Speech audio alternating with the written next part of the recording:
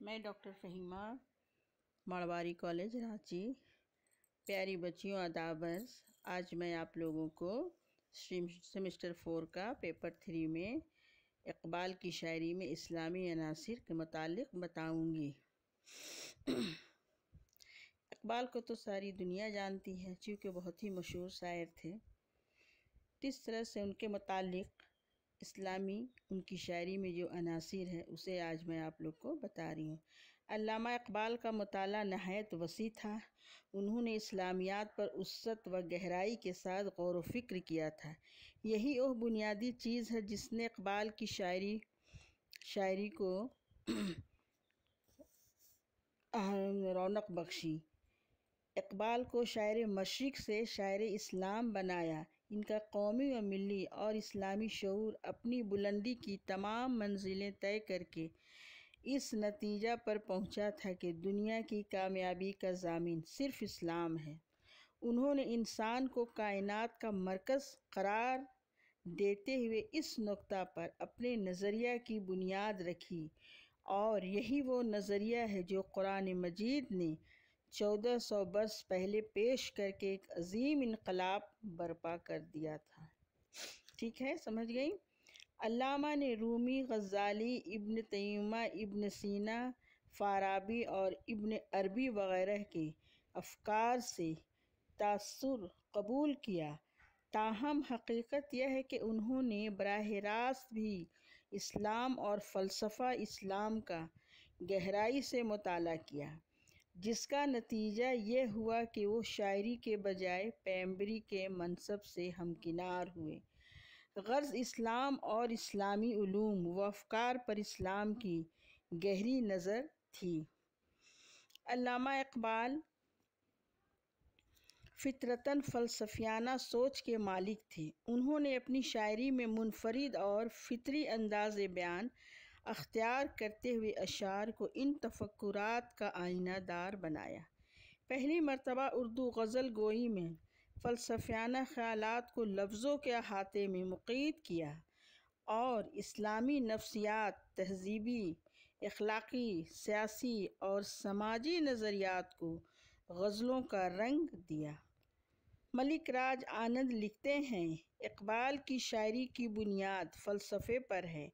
اسی فلسفے کی فضا میں اقبال کی شاعری نے نشو نما پائی، بلندی پائی، حوصلہ پایا، نظریہ پائی اور ایمان پایا۔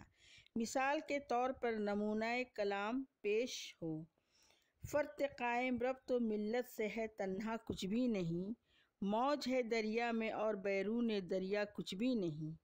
نہیں ہے نا امید اقبال اپنی کشت ویراں سے، ذرا نم ہو تو یہ مٹی بڑی زرخیز ہے ساقی۔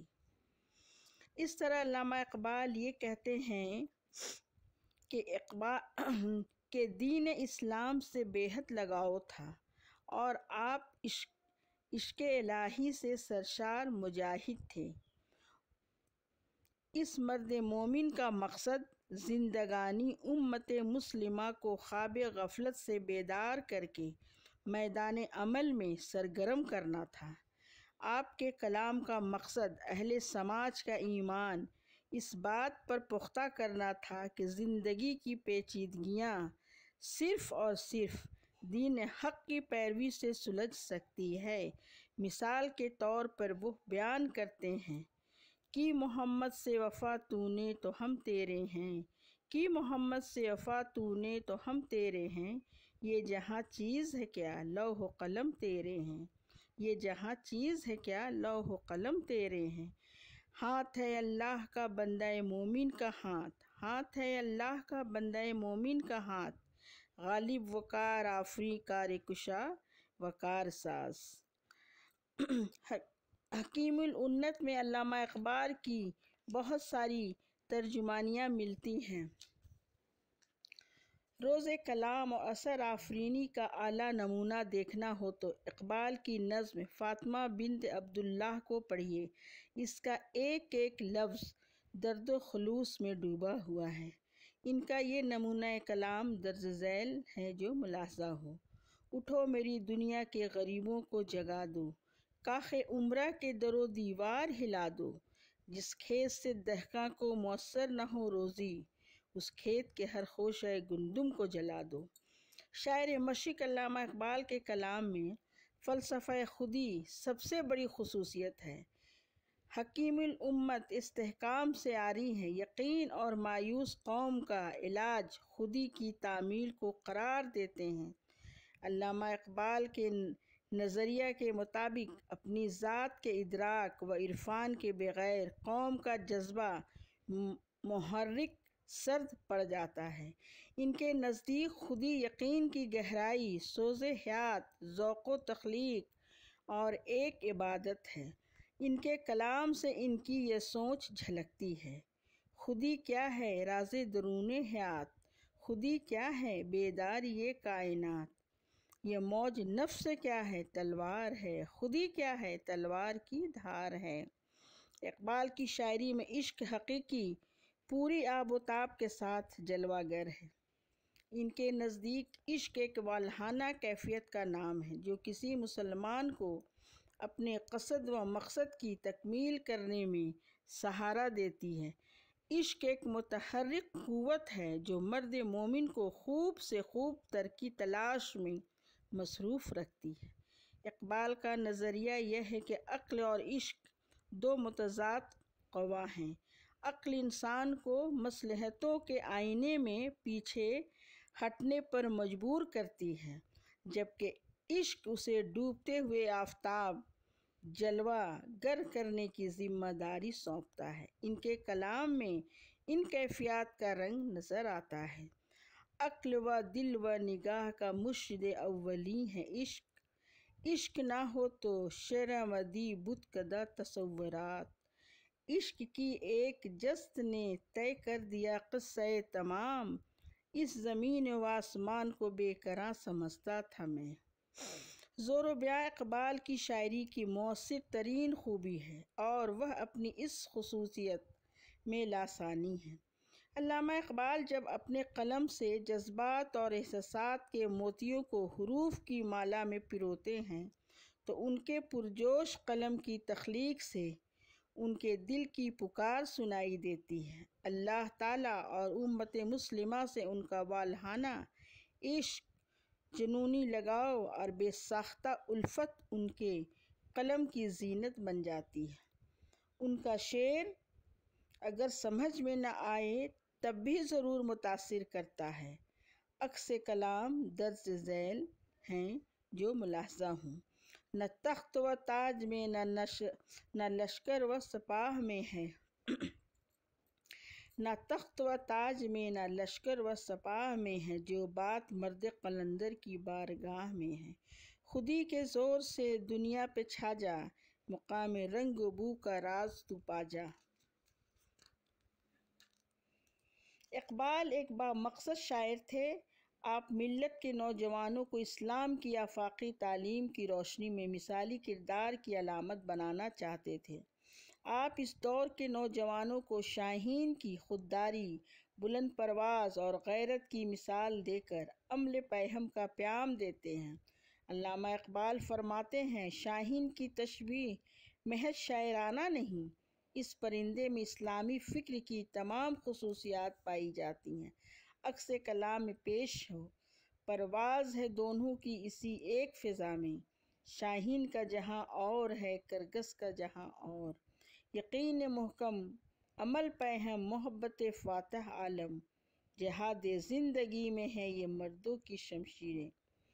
منظرکشی اقبال کے کلام کی ایک نمایاں خصوصیت ہے۔ وہ مناظر فطرت کی لفظی تصاویر ایسی مہارت اور خوبصورتی سے کھینچتے ہیں کہ چشم تصور ان کو ہو بہو اپنے سامنے محسوس کرتی ہے۔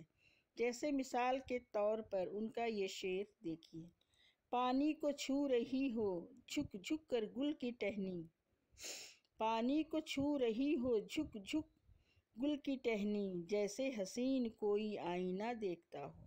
سورج نے جاتے جاتے شام سیاہ قبا کو طشت افق سے لے کر لالے کے پھول مارے۔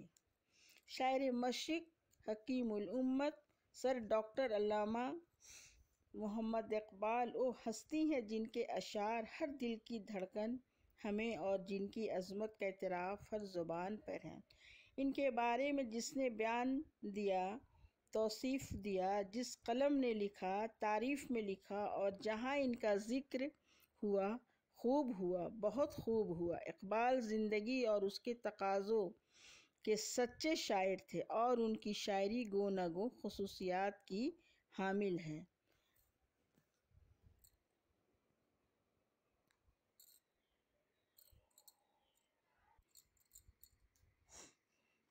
اقبال کہتے ہیں، جس قوم نے اپنے اندر یہ سیرت فولاد پیدا کر لی، اس کے لیے بشارت ہے کہ بے شک غالب تم ہی رہو گی۔ جو قومیں خود کو کمزور و ناتواں سمجھنے لگتی ہیں، ان کی قوت مدافعت ختم ہو جاتی ہے اور وہ مفتوح و مغلوب ہو جاتی ہے۔ ڈارون کا نقطۂ نظریہ تھا کہ فطرت کمزور کو نشانہ بناتی ہے۔ زندگی کی دوڑ میں کمزور روند ڈالے جاتے ہیں، توانا بچ رہتے ہیں۔ بڑھنے کا جذبہ ہو تو راستے خود نکل آتے ہیں۔ قوت نو نرم نازک سبزے کو اس قابل بنا دیتی ہے کہ وہ زمین کا سینہ چیر کر باہر نکل آتے ہیں۔ اقبال نے مثنوی اسرار خودی میں شیر اور بکری کی ایک حکایت بیان کی ہے۔ ایک زمانہ شناس بکری نے شیر کو شکست دینے کے لیے اخلاق اور تہذیب کے پردے میں اسے عاجزی اور ناتوانی کا سبق پڑھا دیا اور اس طرح اسے جرأت مندی اور جذبہ خودی سے محروم کر دیا۔ اس نے صحیح و عمل کو ترک کر دیا، اس کی بہادری کا جوہر فنا ہو گیا۔ دانتوں کی تیزی معدوم ہو گئی، آنکھوں کی چمک جاتی رہی، وہ پست ہمت اور بزدل ہو گیا اور آخر کار خوف اس کے دل پر مسلط ہو گیا۔ اس سے یہ سبق ملتا ہے کہ مرد مومن کو اپنی صلاحیتوں سے باخبر ہونا چاہیے کہ وہ خاک پر حکمرانی کرنے کے لیے پیدا ہوا ہے، خود خاک ہو جانے کے لیے نہیں۔ ٹھیک ہے، آج میں نے علامہ اقبال کی شاعری میں اسلامی عناصر کے متعلق بتایا۔ انشاءاللہ اگلے کلاس میں دوسرے ٹاپک پہ بات ہوگی۔ چلیے، اللہ حافظ۔